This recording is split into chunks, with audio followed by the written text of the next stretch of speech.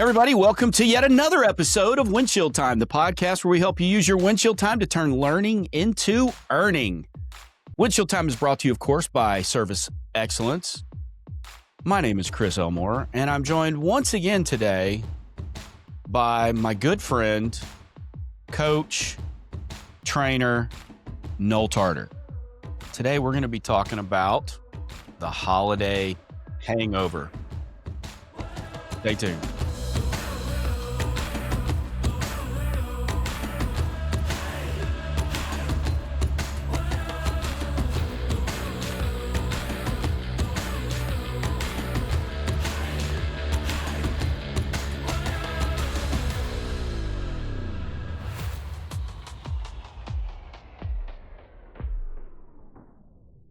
Okay, Alex, we need to school Nolan to not walk over the cold opening. It's true. Did I say that right? Is that the correct industry lingo, Alex? Perfect again. Recently, I was also perfect on the podcast, nowhere else. Alex just told me that in the film world, perfect is meaningless. You know what? I think Alex is showing his true colors. I think he's showing his true colors. No. You have not worked on as many podcasts as I have with Alex. Alex, how many is this? This is the 37th episode that Alex has produced for us. Prior to that, you know who the producer was? A legend in podcast producing. Legend in this building. It was me.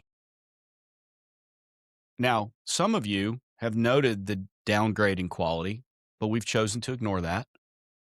And we've chosen to move forward with it just as it is. So, Alex, thank you for that. I was going to say, didn't they just start taking off recently?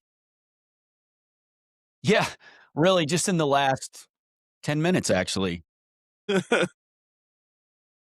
Yeah. So, anyway, let's break the fourth wall here, Noel. Again, we do that all the time on here. Okay. So, by the time you're hearing, we recorded this before Christmas, and the listeners, you guys are hearing this after Christmas, and I believe right after Christmas. Like maybe even before the end of the new year. That might be where this falls in the sequence, right, Alex? Okay. So the topic for today is the holiday hangover. And let me explain what I'm talking about first, okay? Because I know where everybody's mind goes, maybe not Alex's, but everybody's mind goes to hangover having to do with alcohol, right? And the after effects of alcohol and how bad you might feel and the excuses that you can derive from that experience. Not if it's a good year. Not if it's a good year. Now, if it's a good year, but Alex has whatever that is on the desert island, so we don't have that. But so the holiday hangover is that, I'll describe it for me. It's that, leading up to the holidays, everybody kind of gets in most people get in a little more graceful, optimistic mood, right? Yeah. Because what are we doing? We're in the middle of it now. Well, it's the holidays. We excuse, it's the holidays. Or we do something, it's the holidays, right? Or we procrastinate. Well, it's the holidays. Nothing's going to happen until after the holidays. Everybody's taking off and all this kind of stuff. And sometimes that's practical. Sometimes it's practical. But we're all in that mode right now. And you're more likely, and I'm sure they've done studies on it and things, but I would imagine people are more likely to hold the door open for somebody, let somebody in traffic, give somebody grace in everyday situations because it's the holidays. Would you agree with that? Yeah. You think that's true? Yeah. It's not going. And so we all have that going on. It's the holidays. What'd you say? I said it's drunk Uncle Steve, and it's the holidays. Well, no, hold on. I got to stop. If you're an uncle, I apologize for the way Noel just maligned you. If your name is Steve, I apologize for the way Noel just maligned you. If you're an uncle named Steve, I sincerely apologize for the way Noel just maligned you. Okay, now we can continue. Are you So, asking yeah, me to you give apologize people to grace. my Now, brother? after the holidays? What happens after the holidays? Well, it's after the holidays. Yeah, That the that fatigue. turns off for a lot of people, right? And it's just like a real hangover. You wake up the next day and your head hurts and you've had all this action, the party, the whatever the night before, and you look around and there's a lot of cleaning up to do, right? You ever had that happen? Yeah, I remember, waking up in a hotel room. There was a baby with me. I had a If I had a tiger. nickel for every time I heard that story.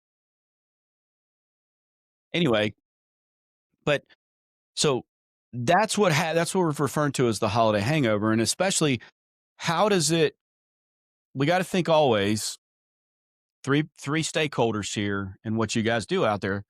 There's you, there's the customer, and there's the company. So no, what are some things let's start with the company. What could some of the holiday hangover things that the company's dealing with right after the holiday? Well, you had a big end of the year.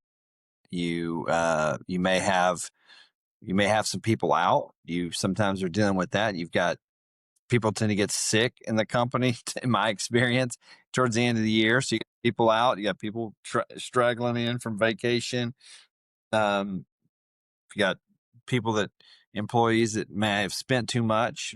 I know some technicians I've talked to, some of their Yeah. goals have been those credit card bills down, so they're dragging in because Mhm. reality is setting in. I think that's the worst part of the is reality is setting in.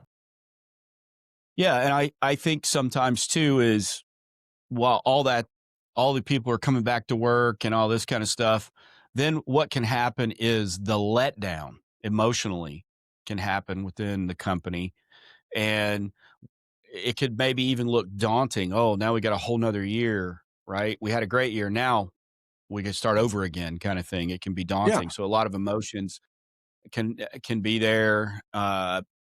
Typically, too, what happens is after the holidays, we go for a long run before there's any time off, right? yeah, Because, I that's right. mean, yeah, you might get some of the other, I don't want to say minor holidays, but just government holidays you might have off, but most Mhm. time you don't, Yeah. so well, you get New Year's Day, and what's the next typical for a trades company, the day everybody's really off? The office is closed. I mean, What is it, like Memorial maybe Day? what Memorial Day may, or for some people, maybe not even until July 4th. Could be. Yeah. So we go into this long thing where, we might have you might get a little time off around Easter, but we go into this long 2-month stretch where there's really not much going on in Yeah. terms of a holiday or a long weekend or whatever, unless you take one. And so we can get into that rut of the drudgery with nothing interrupting it, like a holiday or time off or something like that. That could happen. And we don't want to talk about these things and by doing so make you hyper aware or make things happen because we're talking about it and you're aware, but these are some things to consider, and so that's how it can affect the company. Now, what can you do? Well, let's talk about how it affects you, the technician. How or you personally, how does it affect you? Because you might be that person, you overspent on the holidays, which a lot of people do. Hmm. Hey, that's not a judgment, it's just a fact. A lot of people do that. Maybe you've had a lot of emotional things tied up in the holidays that are personal to you, like maybe it's loss, maybe it's aggravation, maybe it's some of the more negative things. But also, you're going to be coming off an emotional high. You were able to give your kids a nice Christmas, whatever that looks like for you. And now it's like, okay, well, now we got to get back to the drudgery because the perception is everybody else is turning the grace and everything back down, that okay, after the holidays, people are meaner, or whatever. You know what I mean? That can be the perspective with the change in with the contrast, and so you have to be hyper aware of how it's affecting you before you can really think about how it's affecting the customer. Okay. And so you have to be honest with yourself. Are you the kind of person that you really get up for the holidays and after the holidays, you're really sad that it's over? What can you do about that? What can you do to kind of stay up or stay a little more even? Maybe for you, it's no big deal. And it's just everybody else around you has to go through that. And these are practical things to be aware of. Now, how you handle it is up to you and how you emotionally regulate and do all those kind of things. But let's really focus on what happens with the customers, what happens on service calls, sales calls, those kind of things. What does that look like? Well, again, if you're aware of yourself and how you feel, you then are obviously aware of how other people would feel and handle the situation. The holidays are over and all this kind of stuff. And so naturally, anytime we're thinking of emotion and psychology, and the psychology we're talking about around the change of from the holiday season to after the holiday season, we have to be hyper aware that these things are going to lead to decisions that maybe aren't the best. Just like that time, Noel, you woke up and, there's a meme going around about you doing this, and I'm sure everybody's seen it. It's like that one time you woke up and there was this black and white baby calf on your couch and you thought you had bought a border collie the night before, Yeah. right? You know what I'm talking about? You remember that time? Yeah. Yeah, Yeah. I do. So never buy a border collie when you've had too much to drink, right? And so you never make a decision when you're in that state, when you're in a hangover state, whatever it is. When you're coming off high chemically or high emotionally, one way or the other, you don't make a decision. You don't make rational decisions. And Yeah. so we have to realize that that's going to be happening with customers because what happens after the holidays? What's one of the most common objections we get after the A- holidays? After the holidays, Hmm. um, well, I think you're going to see a significant amount of can't afford it because people are paying things off. They Then could be when paying I'm things waiting, off, or they could have drained gotta their wait till reserves. Yeah, that's one right there. It's with the money objections tend to be a little higher. Okay, because if you think about the three things that customers spend with us: time, money, and emotion. That's what customers spend on home services. And we'll break that down real quick. Obviously, the money is an easy one, right? People spend money to get what they want. Well, we can get locked in on that, just like a customer can get hyper focused on the money. We can also get hyper focused on the money. And so customers spend money with us and they sometimes forget about the time. Sometimes they forget about the emotion with it, good and bad.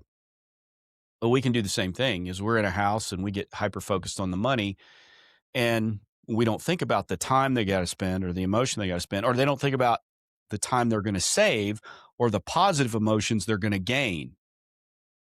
And I think when you're in a state of this holiday hangover, and for you, it's because you spent too much, you're probably not going to make great decisions about money right after that because you're going to be hyper focused on, I got to pay this off or I got to build yeah, back up the reserve that I had, right? So that's something you got to be aware of as a tech when you go into a home. When you get a money objection, we still have to handle it like we'd handle it any time of year. Okay. We leap, right? Or better yet, what's the best way to handle an objection? We follow the minimize or eliminate it before it comes up. What's that? Did you say hope or follow cross your the process. fingers? Follow the process, right? Follow the process. Only if you're in Canada or in England, you could say process. But you would also say schedule, which Okay. kind of makes sense because think about it. What's the last name? Schultz. Schultz. It's not Skoltz. So why is it scheduled, Great point. right? Alex, can you explain that to me? So Alex said he got lost for a minute. What he means is I'm playing Candy Crush on my phone. I was not paying attention to you because there was nothing technical I needed to do. Okay, thanks, Alex. What Yes. level are you on, by the way? Fruit Ninja? Fruit Ninja. And he's up to 20 watermelons at one time. Can you believe that? That's Yeah, pretty good, that's Alex. yeah, that's really That good. UT education is paying off, buddy. Paying off. Paying off. All that money you've made on those movies, paying off right there. But you follow the process because that's going to help you minimize or eliminate objections before they come up. And you're building a tremendous amount of value. And so, what I would suggest to you is in the time after the holidays, you need to focus on the value you're building when you go out there. Focus on the value. Value should always be a big thing. And I don't mean it should never be, but especially when you know there's a time of the year where customers are hyper focused on money or could be, Yeah. you got to make sure you're building abundant value through your process. Okay. So you got to make sure you're doing that because the holiday hangover period says that customers are going to be hyper focused on money because they overspent or they depleted reserves or whatever it may be. Maybe another thing too is what happens if you're listening to if the day this comes out is going to be New Year's Eve. That's right. Yeah. Okay. So what's some other things that happens right now this time of year? What do people do? They start those New Alex, Year's resolutions. New Year's resolutions. Alex, do you have a New Year's resolution this year? Make more money. I gotta be honest with you. Alex showed me his spreadsheet that he uses, his tracking sheet for his business. I'm very, very impressed. Very impressed. He said it's the only thing he's ever put into action from UT. Okay. Hook 'em, Alex, hook 'em. So, Yeah, they got the New Year's resolutions they're starting yeah. and the New Year's resolutions that they're failing on. When do New Year's resolutions typically go off the rails? Isn't there a day? Isn't there a specific day that's I would no, but I would guess about February 15th is the day. Alex, look that up. See if there's a resolution day where they typically yeah, I fail. thought there was a specific Look day at the that stats. How long do people usually keep their New Year's resolution? He's on it, he said. But people are making New Year's resolutions, and one of the resolutions they could have made was to save more money or to, whatever it may be. So that's another thing. And we just got to be aware in the holiday hangover, make sure that on the front end, you're following your process and you're building tremendous value. You're focused on building tremendous value. So when you get to that point, if you get a money objection, it's weakened. It's weakened because there's so much value. Okay. yeah, and Chris, you also have to build in the urgency. There has to be when you think about you're using the hangover term. Your senses are deadened, right? They're not heightened. They're deadened, Yes. sluggish, and I think that's why creating urgency is important. We got to make sure we're not shooting ourselves in the foot by watering down. Well, you could do this. I guess you could, we might could do this, and making sure that we're building in urgency because we do have to kind of wake them up to reality. Yeah. Well, I think too, like minimizing language is where I think you're going with that. Yeah. That's one thing that undercuts value tremendously is minimizing language. And if it's might, you should think about you might want to, or you could do this, then you have minimized all the value that you've built up to that point. You're detracting from it. And so we got to make sure that we're keeping value up there. We know the customer is making decisions sometimes based on money more so than they normally would. So building value is the way to bridge that gap. Because what's going to happen is if you have greater financial obligation due to the holidays, or you have a greater focus on being more fiscally responsible or financially responsible, then the perceived expensiveness of things is greater, right? So the perception of the value gap is greater. So the only way to counter that is to focus on building more value on the front end. Some people say, well, how do I build more value on the front end? Well, you communicate better. You stop using minimizing words, which is one way to communicate better. You really double down on recognizing and adapting to profile of the person that you're in front of. Those are ways you build value.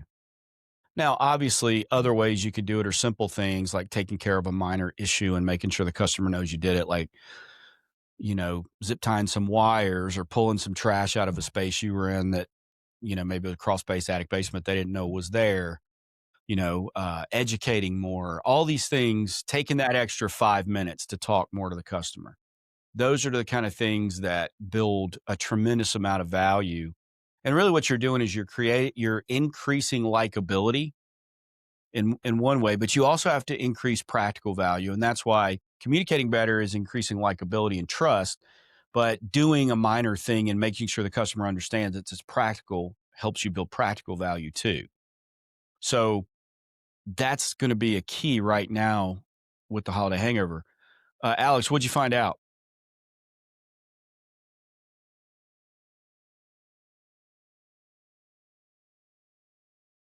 Only 8% make it through their resolution for the year. But it was oddly specific in the way Alex told me this. Most New Year's resolutions last 3.7 months. Well, that's longer than I thought it would be. Okay, so 3 months would be through March. So we're talking about sometime in April. And so we're talking about like the Friday of the third week in April, right? So just after tax day. Can we say that, Alex? Because the 21st would be 75% of the way through, right? Roughly. So April the 19th or 20th is when your resolution is going to fail most of the time. That's really surprising to me. It is surprising to me. I would have guessed the middle of February, but I'm going on my own experience of giving up. So whatever, right? But so that's one thing. Now let's talk about the other thing when the financial part of this, where you've got people that are walking the tightrope from one holiday to from Christmas to tax day, right? Because what happens? You spend it all at Christmas because you think you're getting, at least I've done this in the past when I was younger. You spend it in Christmas because, hey, I'm getting a tax return and I'm just going to file my taxes as soon as I get my W-2, Yeah. right? I'm going to file my taxes and I'm going to get the money back to pay off everything for Christmas. And so now we got to start worrying about handling I'm going to wait till my tax return kind of thing before I take care of any big things. Most people are going to take care of the small things, the thing just to get it working. They'll do that. The Band-Aid.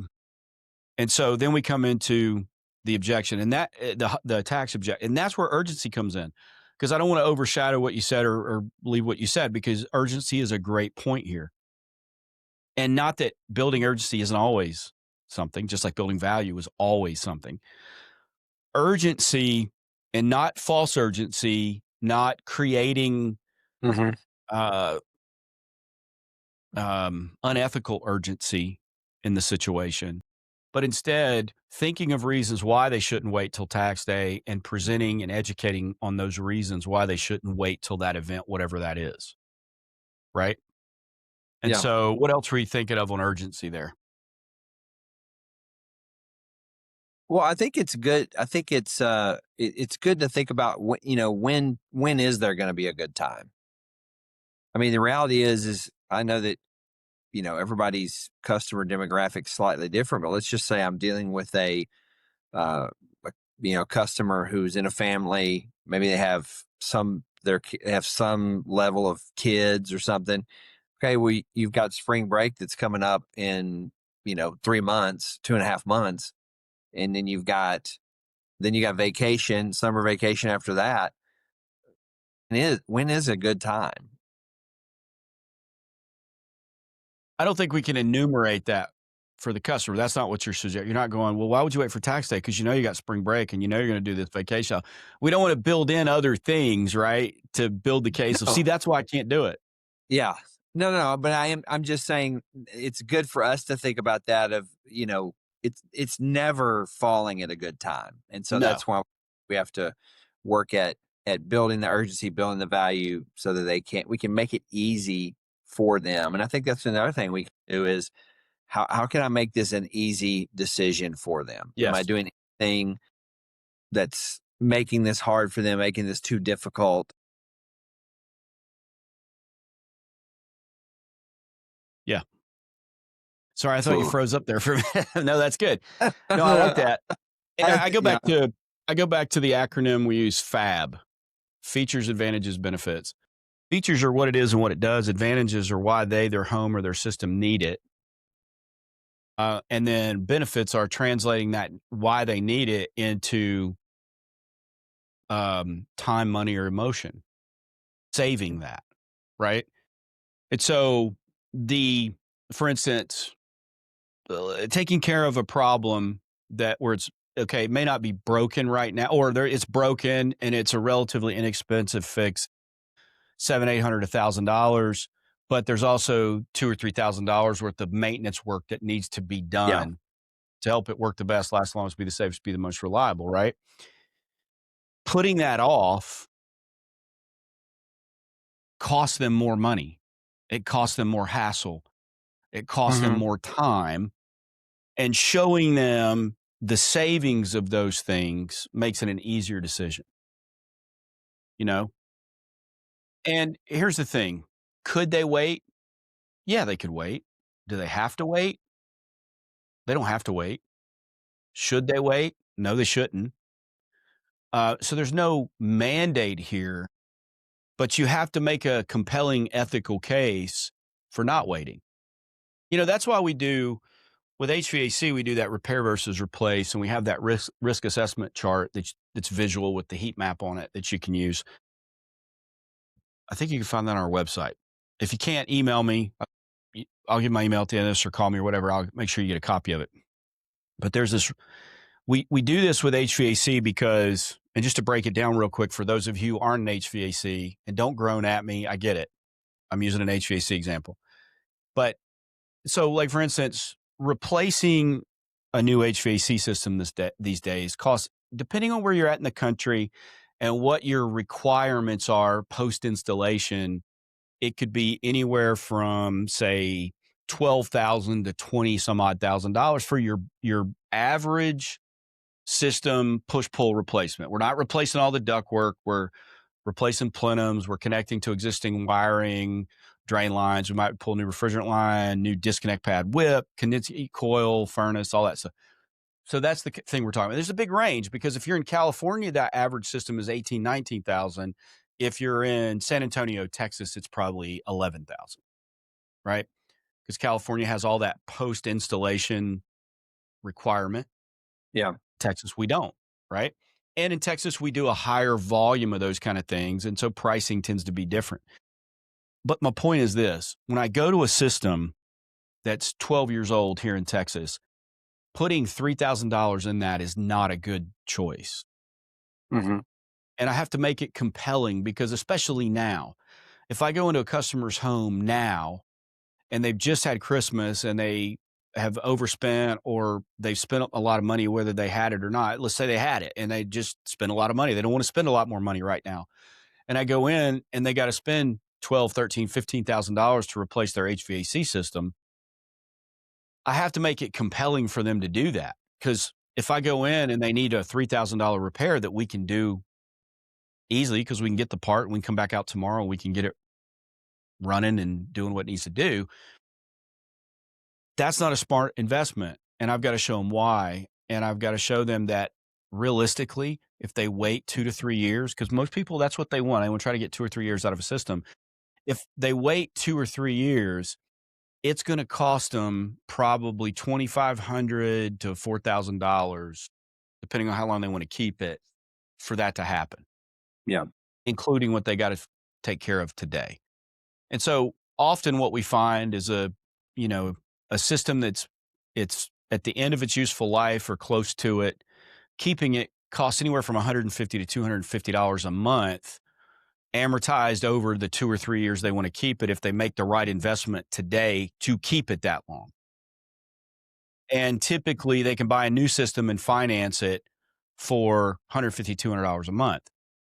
So realistically, what they do is if they put the $3,000 into their existing system, then it's really the cost difference is, they could get a new system and save on operating costs and inflation and repairs. They could save that, call it $3,000, $2,500. So about $200 a month, $150, $200 a month. The reality is they can finance the system for about the same. And so they would still be paying the money if they fixed it, but they're paying for the same for a new system, but they're just using their old one, which doesn't make sense. Mhm. So instead of Mhm. fixing the one, let's get a new system. You're going to be paying for, that money's going out one way or another. It's either going out every month on a finance right now, or it's going out in chunks over the next 2 to 3 years. Which do you want? Well, for cash flow management, they may choose to do that over the next few years, but that's why we make it affordable through financing. But again, we don't just offer financing. We have to understand that. But we have to make a compelling case. And that's what the urgency is for. The urgency is don't wait because the price goes up. It goes up significantly now, depending on what tariffs are doing and all this kind of stuff. And HVAC is not the only one. There's things like that in electrical and plumbing too. Yeah. So you're talking about using that tool to help create the urgency, help to create the wake up call that they need to take action. Help to clarify the urgency, not to Clarify. create it. I'm clarifying the urgency. I'm articulating the urgency there because that urgency exists whether I talk about it or not. Right. And so it's about clarifying and communicating the urgency to it because inflation doesn't stop just because I don't talk about it with the customer, Yeah. just because I don't bring it up. You know, energy and efficiency doesn't get better just because I don't talk about it. Right. Mm-hmm. And so what I'm doing is I'm educating, I'm clarifying, I'm articulating the urgency of the situation that they may not consider because they're only considering the money.